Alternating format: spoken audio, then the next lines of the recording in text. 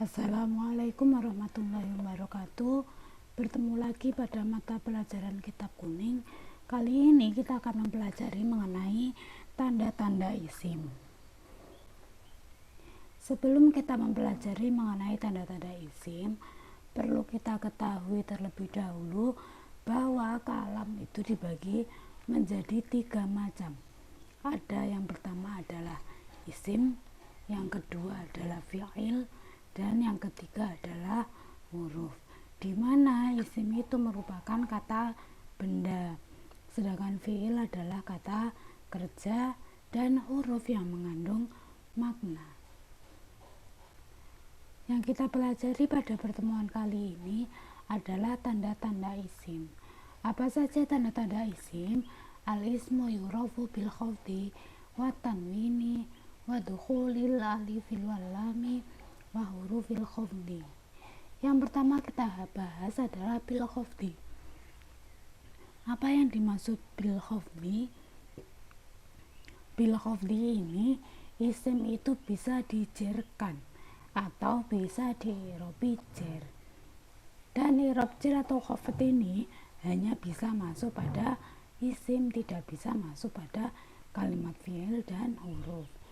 Penyebabnya isim ini dibaca jer atau khafd ini ada 3 macam. Yang pertama khafd karena idhofah. Idhofah itu 2 kalimat yang dijadikan satu sehingga maknanya menjadi satu.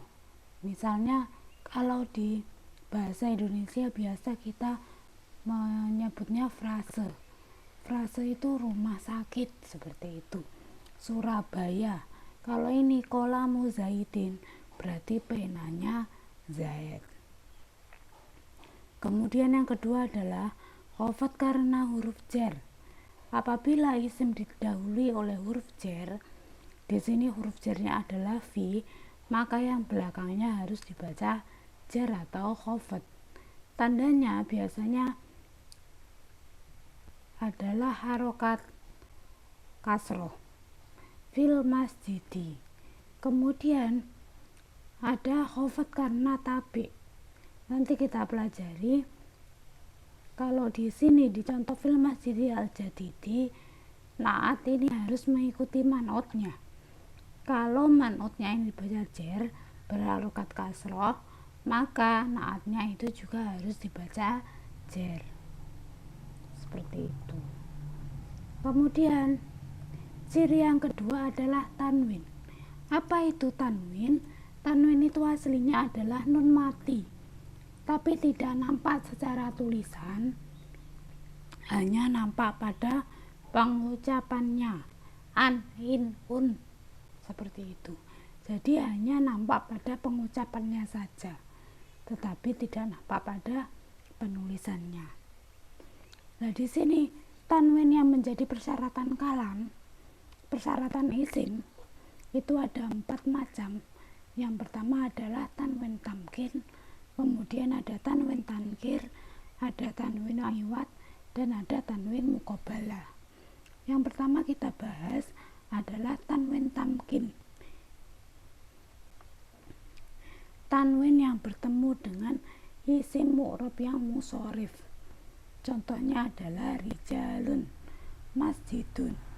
Ini tanwin yang bertemu dengan isim yang bisa dimasuki oleh tanwin. Kemudian ada tanwin tankir. Tanwin yang bertemu dengan sebagian isim mabni untuk membedakan nakirah dan ma'rifat. Maksudnya bagaimana? Marartu bisibawaihin. Di sini diakhiri oleh tanwin. Diakhiri oleh tanwin di sini dimaksudkan untuk menunjukkan bahwa yang dimaksud di sini adalah semua orang yang bernama Sibawai. Kalau tidak ada tanwinnya, ini dikhususkan pada Imam Sibawai yang sudah masyhur. Tapi kalau ada tanwinnya, berarti ini semua orang yang mempunyai nama Sibawai. Dia menjadi nakiro. Kemudian tanwin iwad. Tanwin iwad itu ada 3 macam. Ada iwad jumlah, ini menggantikan jumlah setelahnya. Wa antum hina idzin tangdurun, di sini adalah idzin, tanwin pada idzin, ini menggantikan jumlah setelahnya yaitu tangdurun. Kemudian ada iwad an ismin, menggantikan mudhof ilaih, kullun, tanwin pada kullun qaimin, ini menggantikan anas. Asli lafadznya itu adalah kullun nasi qaimin. Karena di sini sudah ada tanwin pada kullun, maka anas tidak perlu dituliskan lagi menjadi kullun qaimin. Kemudian ada iwad an harfin, tanwin yang bertemu lafadz wasyiyun dan jawariyun dalam tingkah jar. Lahu min jahannama mihadu wa min fawqihim wasyin.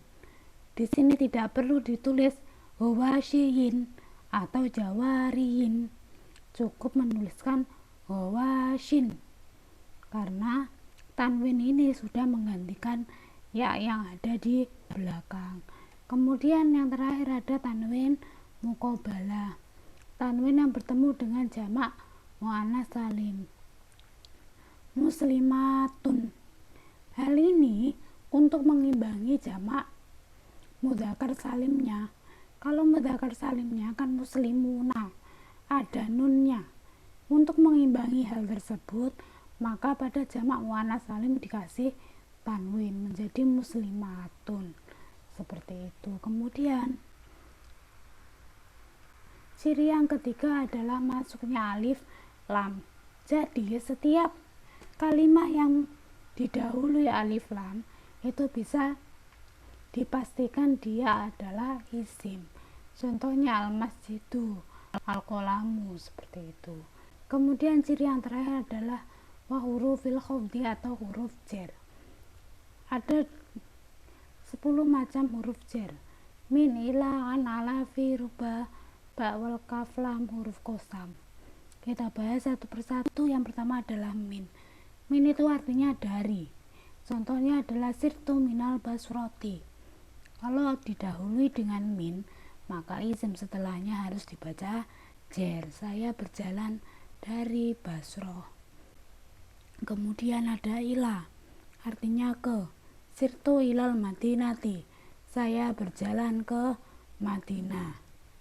Kemudian ada an, akhadul ilma an amrin, artinya dari. Saya mengambil ilmu dari Amr. Kemudian ada ala, di atas. As-sa'atu 'alal haiti, jam itu di atas dinding. Kemudian ada fi, artinya di dalam. Zaitun fit dari, Zaid ada di dalam rumah. Kemudian ada ruba, artinya banyak.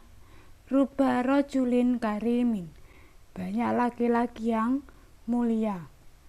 Kemudian ada bi, artinya adalah dengan. Zahabtu bi Zaidin, saya bepergian dengan Zaid. Kemudian ada kaf, artinya seperti. Zaidun kal badri, Zaid seperti rembulan. Ada li, artinya untuk atau milik.